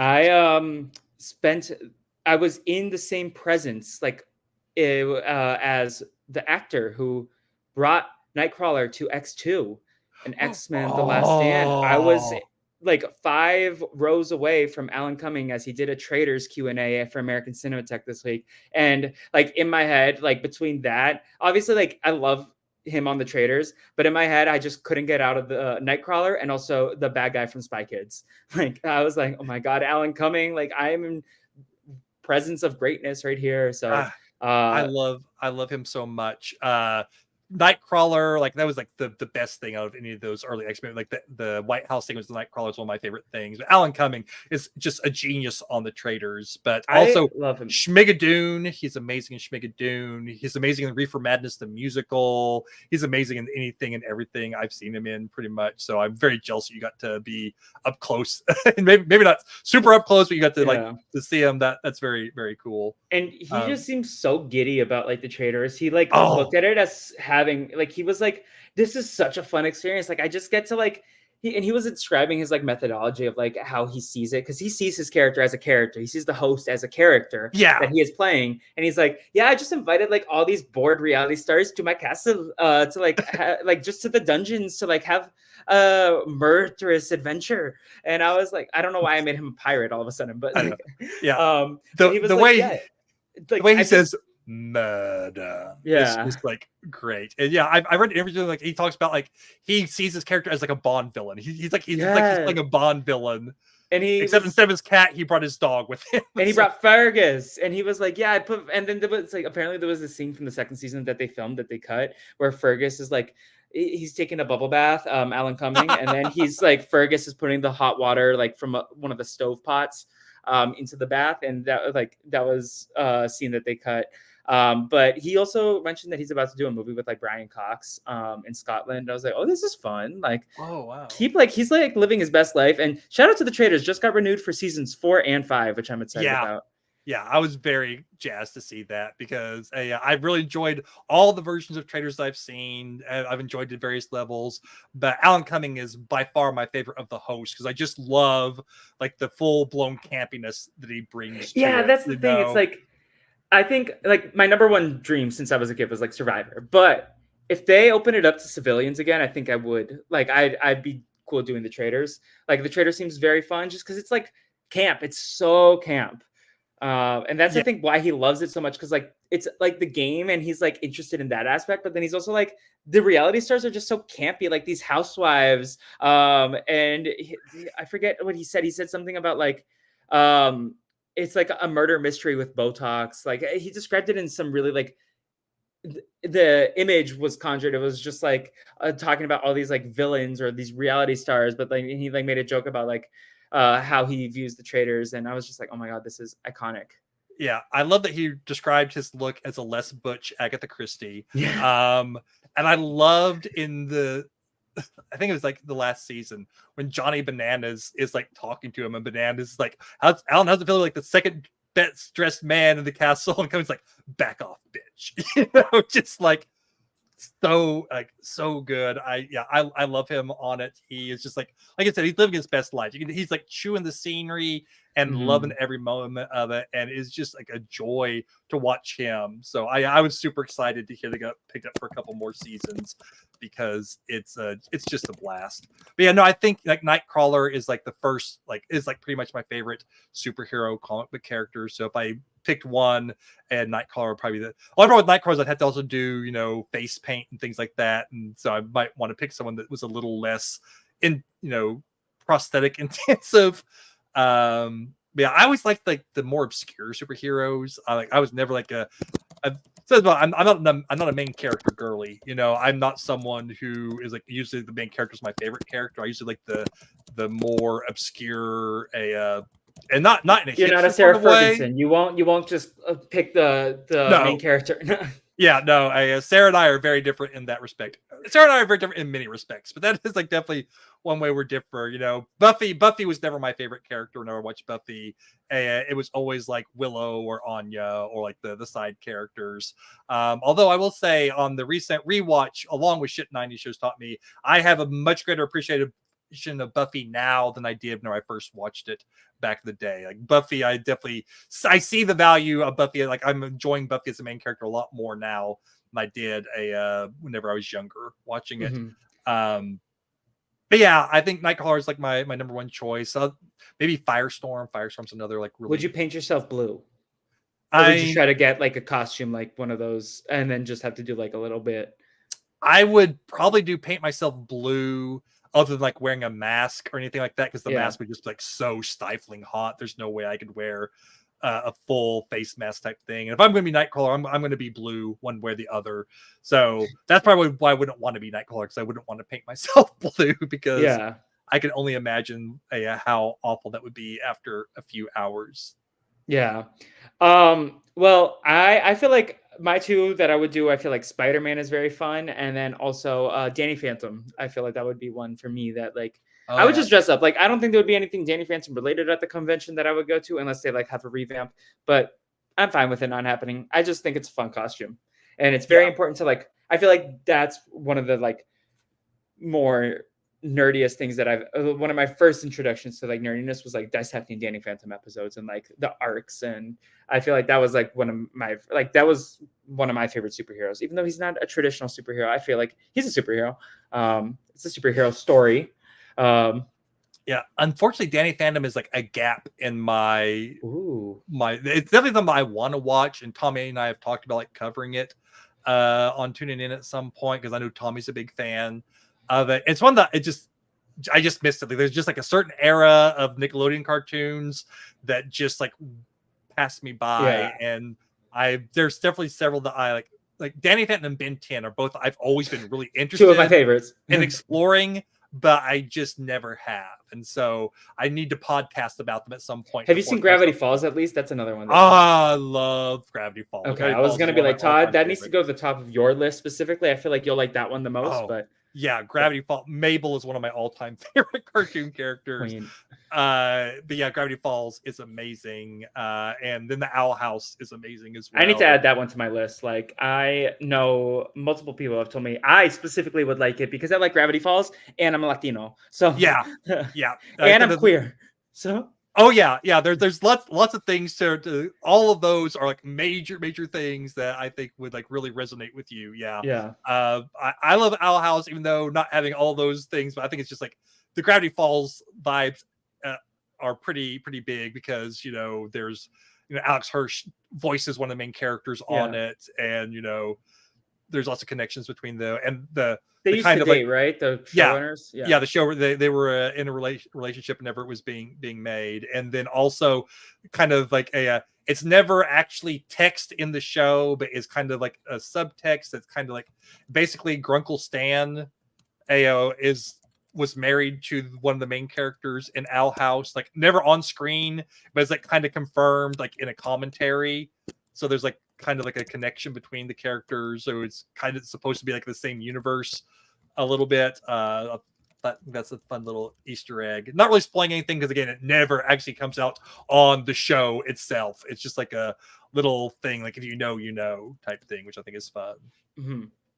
Yeah. So just to go over, Todd and I both gave our points to Shaggy and Velma. Shaggy MVP, Velma LVP. Anything you want to reiterate there with those decisions? No, I think we talked about quite a bit through the course of the episode. Just one more time, Velma, you suck. This is like the worst Velma I have ever seen, and hearing you say that Velma usually isn't this bad gives me hope that this is an outlier, and that it was just like they had to have somebody be the curmudgeon. And I guess in some ways it makes sense for Velma as like the super sciencey person to like, because I do know people who like are that like they just can't get into superhero stuff because it doesn't make sense. And that's like that Velma's whole thing is like, I don't understand, because getting bitten by a red spider won't give you superpowers. Superman disguise doesn't make any sense. And I know there are definitely people who have the issue. My mom was one of those people. Like my mom had a really hard time with sci-fi stuff. Yeah. She could handle fantasy, but sci-fi stuff just broke her brain. And she just could not enjoy sci-fi a lot of time because of like it not making sense to her, like, or being like not believable in ways where if you grew up watching stuff, like you just have to have that suspension of disbelief. So I understand Velma not being into it. It's the yucking other people's yums. Like just because you don't understand how people can like stuff, you don't have to be like making fun of them the entire time. There are plenty of stuff that I know friends of mine love certain things. I'm just like, yeah, I would never watch that in a million years. I would never watch The Bachelor in a million years because I cannot stand the thought of watching The Bachelor. But I know plenty of people who love it, and more power to them. I'm not going to make fun of them for liking The Bachelor, because I watch plenty of stuff that I know they would have no, like, I'm a big horror movie fan. I have plenty of friends who like would never watch a horror movie because they're too squeamish or they hate the message or whatever. But as long as they're not telling me that I can't watch it, I'm not going to try to force them. I'm not going to try to force them into my point of view. They're not going to force me into their point of view in terms of like the type of things that we like to watch. And all Velma's doing is like judging other people for what they like this thing, which is like, again, as a lifelong comic book geek, very triggering. So the LVP-ist of LVPs to Velma this episode. To Velma. And we both guessed Jack Rabble. So that means all we have left to do is give out our scores on a scale of 1 to 5. Todd, how are you going to score this movie? And second follow-up question, did you put this on your Letterboxd? I did put this on my Letterboxd. I gave it a score of 3 on my Letterboxd. Cool. I think at most, like if they allowed like quarter points, I might have given it 3.25. I just couldn't give it a full 0.5. And I couldn't go the full 3.5 for me, even though there's lots of stuff I really enjoyed about it's a big nostalgia bomb for me, but I think the story itself is like so predictable who the bad guy was. Not that Scooby-Doo shows are like the most intricate mysteries, but usually there's a little bit more of I wonder which one of these two suspects it is. But for me, there's never any doubt in my mind that it wasn't Rabble, and so that fell a little flat. And I just disliked Velma so much, and I don't like disliking one of the characters I typically like. And I think that was the thing that dinged it. Like if Velma wasn't as awful as she was in this, it would have gotten a higher score for me just from nostalgia alone. But just like how much Velma annoyed me throughout this episode, I just couldn't give it more than a 3. No, I completely respect that. I think in terms of, and I had this existential crisis while I was watching this movie. Like, at what point do I need to like consider the fact that I'm rating this on a Scooby-Doo scale versus a movie scale? Because I was like, as a Scooby-Doo movie, I've watched a lot of them. Some of them are really bad. This was a 4 out of the Scooby-Doo scale. But then I'm like, would I put this as a 4 on Letterboxd? And I guess I would. I don't know. I just like for the consistency, because all my other Letterboxd ones were like based on my movie scale versus my sliding scale. But they've all lined up with my spreadsheet scores. So I don't know. It gave me a stressful. That's why I asked if you rated it on your Letterboxd. I feel like maybe as like a movie itself, I would give this more of like a 3. But like as a Scooby-Doo movie, I'll give it a 4. Yeah, I was like, I just had a discussion recently actually at work about, because at my job, we started doing this during like the shutdown when everyone's working from home, and started doing a thing where I would like post a picture. It started off as like a coworker was doing like a plant of the day picture in like our Microsoft Teams. Like he would take a picture of a different house plant. So I was like, I'd like to do something fun. So I started doing like a t-shirt of the day, right? Like, because I own 10 zillion like comic book t-shirts. I own way too many comic book t-shirts. And so like I post like for like months, I would post like a different t-shirt every day in my teams at work. But like done with that, I started doing video of the day, where I started posting pictures of all the DVDs and Blu-rays and VHS tapes that I own. That's been going on for like well over a year now. And I'm almost done. I've almost reached like the end of my DVD collection. I have to figure out something else to do. But I always post a link to my Letterboxd review. And I've actually gone through and like every DVD I own, every movie DVD I own, I have rewatched to get a review if there wasn't a review already on Letterboxd. And so they had a discussion about a friend at work finally asked me, so what is your scoring system anyway? And I'm like, well, it's more of like a vibes thing and a guts thing. And like, 3 is my most given out score. And 3 is not a bad score. 3 is, I liked it. It was nothing special. I liked it. Or it was almost good, but there was just one thing about it that couldn't get it higher. And 3.5 is I liked it. There's just a little something extra. 4 is I loved it. 4 is I really loved it. 5 is like a perfect movie for like it was made almost explicit for me. And I have very few 5-star movies. Like I have watched thousands of movies, but I have your Letterboxd is stacked. You give the people the Letterboxd. Like you could go through story. I mean, I know you're Todd the librarian, but you have a library of catalogs there. Yeah, so anyway, I have like a very weird relationship with my rating system has also changed over the years slightly. And I now, like, again, I don't rate films on their quality. I rate films on how much I enjoy them. So even if this like was the most well-made Scooby-Doo movie ever, if I didn't enjoy it, even if I could go, yeah, it's got some great technical aspects, but Velma just annoyed me so much that I can't give it higher than a 3. And that's like, they're like movies I go, yeah, I appreciate this movie. It is an incredibly well-made movie. I never want to watch it again. And because I did not enjoy it, because even though I can appreciate how great it was and all the stuff, the subject matter was just so like life draining for me. I cannot give it more than a 3. Whereas their movies are complete and utter trash, but I love them with all of my heart because they are so bad, they're good. I mean, so they get 4s because even though they're awful, I enjoyed them. So my scores are all over the place.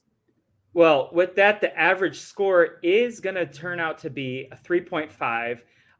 And this is going to kick us off into a fun era of Scooby-Doo. Most of these things I haven't seen before. We're going to have a couple shorts in here as well. We have something called Scooby-Doo Adventures, the mystery map, which looks unhinged. I am so excited about it. It's a puppet one. So I'm excited to talk about that. That's probably the next Scooby-Doo you'll all hear from. Todd, in terms of the people, where can they keep up with everything you're doing? And do you have any final things you want to add about Scooby-Doo as a whole?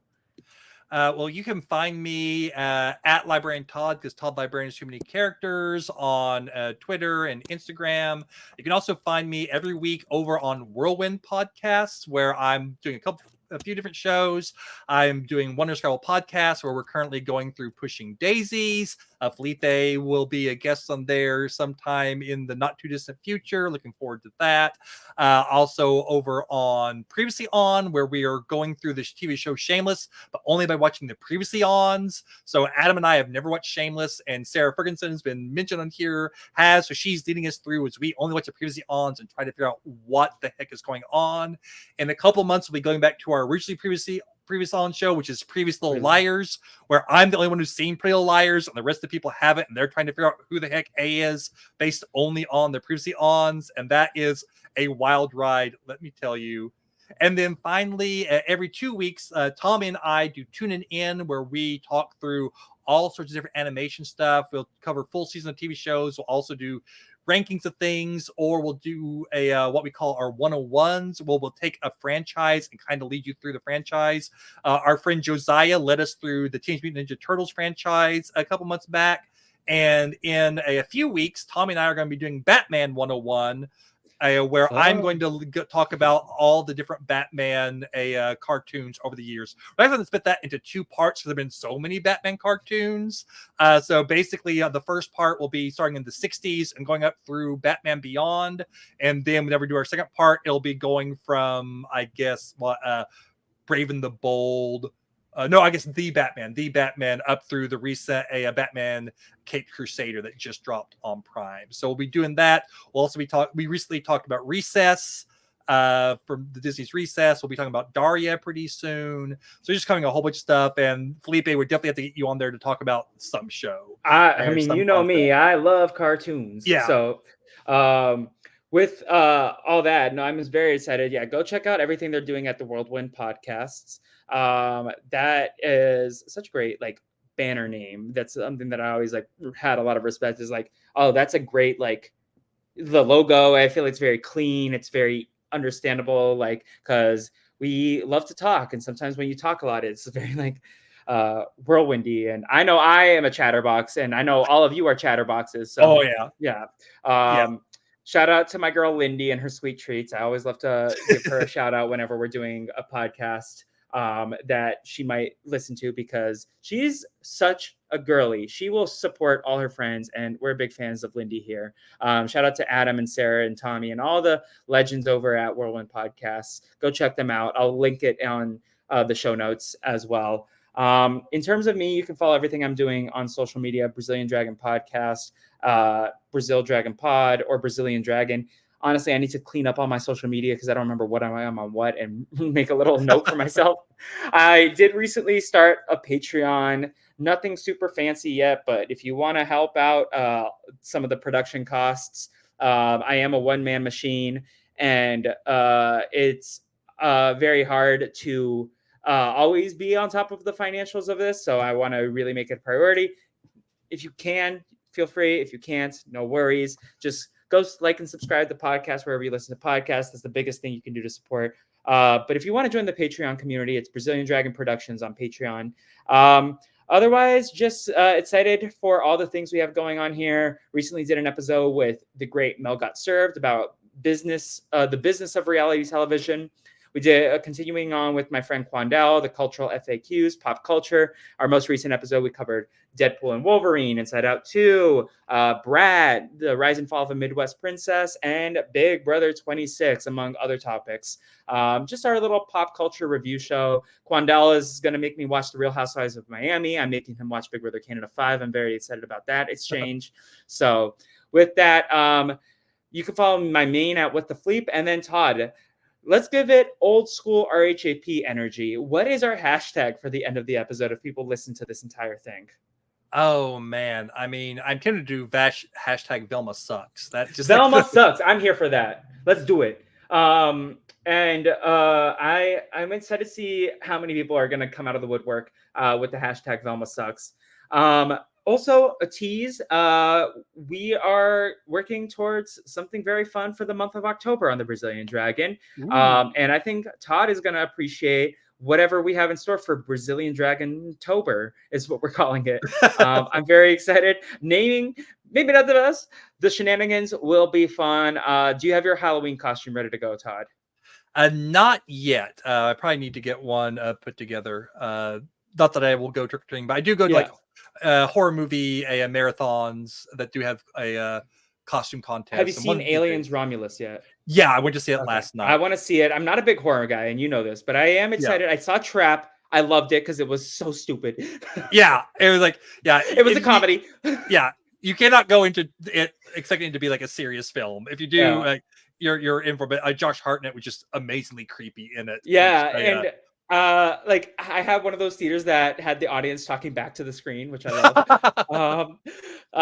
And so I saw Trap, and I definitely am interested in seeing Alien Romulus because I don't like horror, but I like sci-fi, and I feel like I can do sci-fi in space just because I can disconnect myself from that ever happening to me. But I don't like on the ground horror, like where it's real life. I do like the Quiet Place franchise. I know LaTanya wants me to watch some classic horror movies, but I'm like, no, I don't want to. I'm scared. But with that, until next time, everybody, let's hop into the mystery machine, clean up our mess that we made at this convention, and we'll see you on the next stop along the Scooby-Doo tour. Obrigado for listening. Bye.